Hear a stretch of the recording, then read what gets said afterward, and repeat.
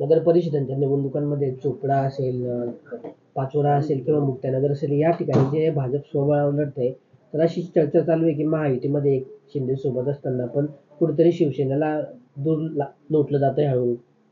हे बघा, जिथे जिथं युती करायची होती तिथे काही ठिकाणी युत्या झाल्या, पण बऱ्याच ठिकाणी युती झालेली नाही आहे. त्यामुळे स्वबळावर ते लढताय, स्वबळावर आम्ही लढतोय आणि शेवटी जनतेच्या समोर दोघे पक्ष जाणार आहेत.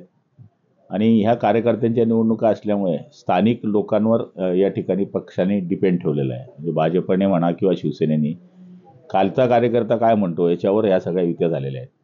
त्यामुळे तिथल्या कार्यकर्त्यांना वाटलं असेल किंवा तिथल्या नेत्यांना वाटलं असेल युती नाही करायची, त्यांनी केली नाही आहे. त्यामुळे निवडणुका या सोहळ्यावर जरी लढत असल्या तर प्रत्येक पक्ष आपली ताकद लावणार आहे.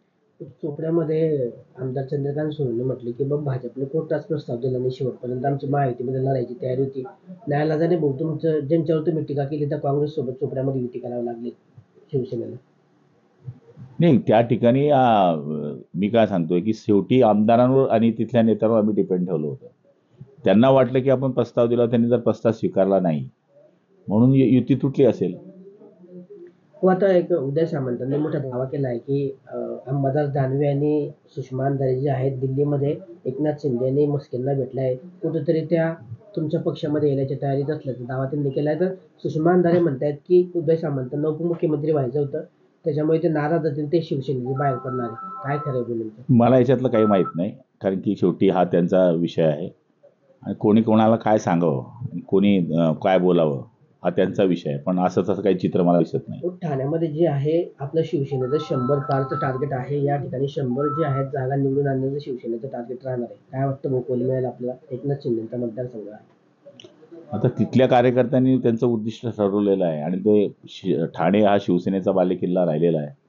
त्यामुळे त्या ठिकाणी मागच्या वेळेसही 80च्या वरती नगरसेवक होते आणि ते शक्य होऊ शकते. व मतदानही तर निधीला कात्री लावेल असं वक्तव्य काळाजितदादांनी एका सभेमध्ये केलंय. मतदानही तर निधीला कात्री लावेल. दादांचं बोलणं हे नेहमी असंच असतं, त्यामुळे त्याचे अर्थ वेगळे वेगळे निघतात. पण लोकांना या गोष्टीला एक बोलण्याला जागा होऊन जाते, असं बोलणं उचित नाही आहे. पण त्यांची बोलण्याची पद्धतच तशी आहे. ते आज पण बोलले भाऊ की अल्पसंख्याक समाजाला कोणी मंत्रिपद दिलं नाही, फक्त राष्ट्रवादीने दिलंय असं ते पस्स पण. नाही, असं काही नाही आहे. अब्दुल सत्तार आमच्याकडे सुद्धा मंत्री होते आणि अल्पसंख्याकांना मंत्री पद दिलं तरी तुमची युती भाजपशी आहे हे अल्पसंख्याकांना माहीत आहे, शिवसेनेशी आहे हे अल्पसंख्याकांना माहीत आहे. भाजपने शिंदेमध्ये जो वाद आहे, फडणवीस आणि रवींद्र चव्हाणांकडे एकनाथ शिंदेने तक्रार केल्या, अमित शहाकडे तक्रार केली. त्या तक्रारीनंतर अमित शहाने सांगितलं की तुमचे जे वाद आहे भाजप आणि शिवसेनेचे ते महाराष्ट्रात सोडवा. आता हे दिल्लीत आले वरच्या गोष्टी मला एवढं माहिती. पंकजा मुंडेंची पीए त्यांच्या पत्नीने आत्महत्या केलेली आहे, ती कुठेतरी तिला ठार केल्याचा आरोप केला जातो. मला माहित नाही त्या गोष्टी.